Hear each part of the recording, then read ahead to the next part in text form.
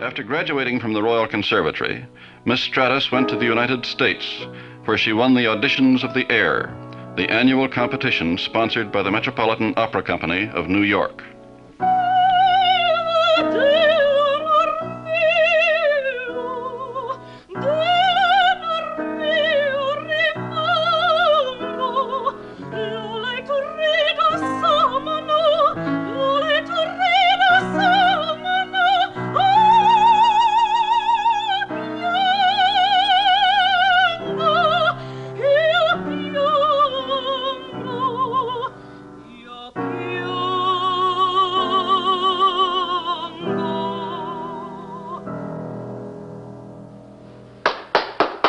Bravo. Very nice, very nice.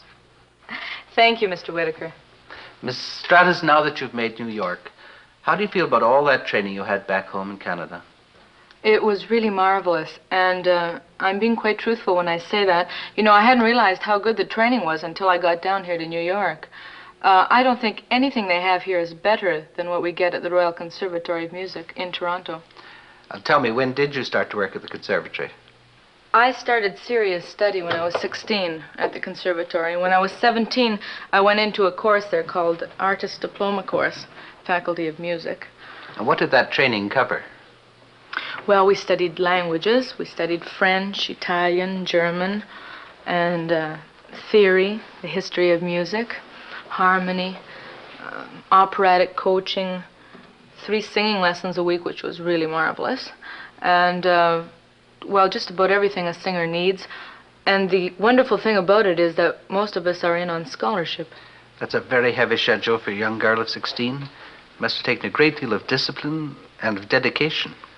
Well, I think, Mr. Whittaker, I think if you're really sincere and serious about it, you don't stop to think, well, I must be dedicated or I must give this up or that up, because you find that this is all that's for you and it's your life, you know.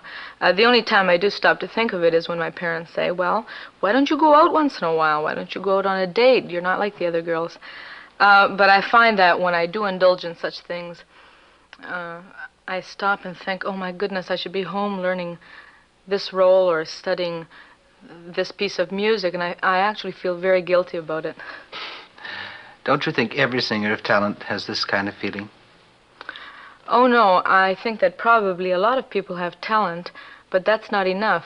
I mean, you do have to have the voice, but you also need projection and you need personality and ambition. Oh, you need so much ambition and drive to keep at it. Miss Stratas, I think you have an uncommon amount of that. Now, could you tell us about your famous Metropolitan auditions? Yes, actually, I didn't know it was the Metropolitan auditions, at least not in the beginning. You see, I was on my way down to Texas to sing a concert there with the symphony, and I stopped by New York for a while with some friends who suggested that I sing for the Metropolitan, which I thought was perfectly ridiculous, because at the time I was 20 and I had barely got my teeth into singing. But they finally convinced me I should sing for them. So I thought I have nothing to lose, and I'll go down and sing for them and see what they think of my voice and how long I should study. And cream and sugar? Black, please. How long I should study, and if they think I really have a chance of becoming not only a mediocre, average singer, but an excellent singer, and if I may be so bold as to say, a great singer. So I sang for Mr. Gutman, the assistant manager of the Met.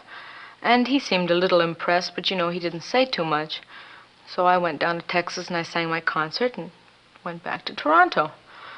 And I didn't think too much about it.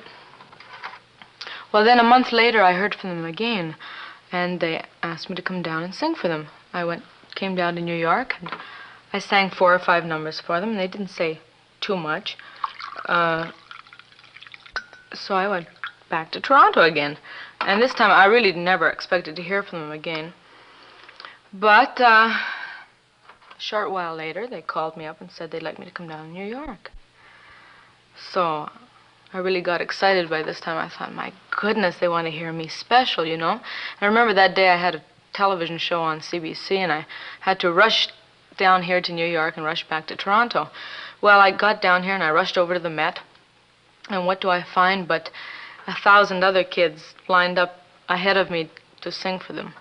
I thought this was very fun. I thought it was just hysterical, so it relaxed me completely.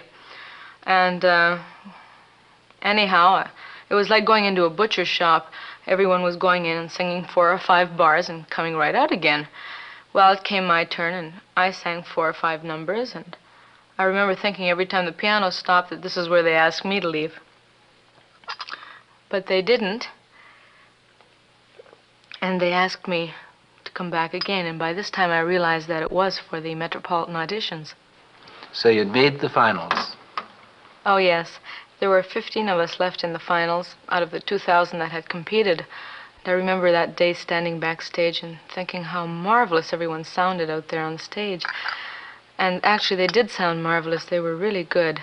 Mr. Bing, the manager of the Metropolitan, said after the competition was over, he said that he couldn't remember when the standard had been so high. So then it came my turn, and I went out and sang. And it was just terrible, I thought. I came off, and I went and sat in a corner, and I thought to myself, oh, my God, what am I doing here, you know? Oh, I just adored Canada at that moment. I wanted so much to be back home. Well, then the competition was over, and he came out and announced the scholarship winners.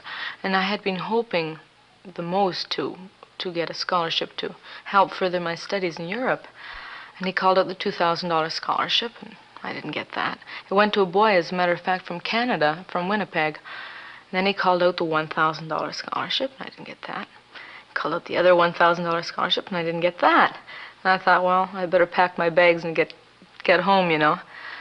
And then he announced the winners. There were 2 people awarded contracts, and he called my name out first, and I think I screamed and hit the ceiling. I remember someone pushing me out on stage, and the next thing I knew, I was shaking Mr. Bing's hand and crying. Oh, I cried and cried and cried. I couldn't stop. It was the most marvelous day of my life. I bet it was. Teresa Stratas has many more marvelous moments in her life. She's just at the beginning of her career.